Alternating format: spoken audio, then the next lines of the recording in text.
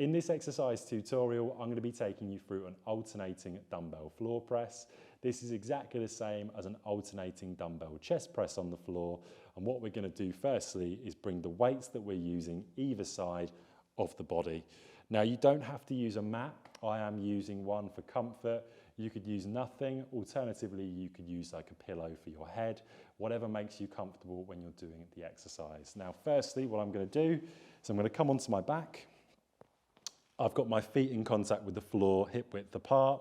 And from this position, what I want to do is I want to grab the middle of the dumbbells. Now, I'm in what's called a neutral position here. So I've got my elbows close to my side. And what I want to do is come more into a chest press position. My elbows are going to be below the position of my shoulders, so we don't want them in line with the shoulders.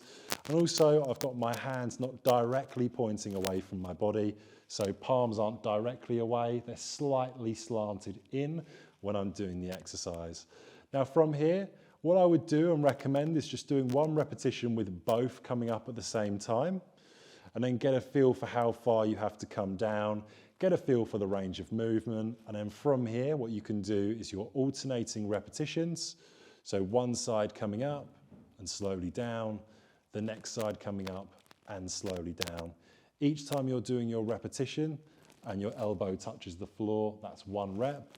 And you're thinking, okay, when I'm coming up and in, and then when I'm coming down, I'm coming out and down. Each time you do that, that's a repetition, and you would repeat that for your desired amount of sets and reps.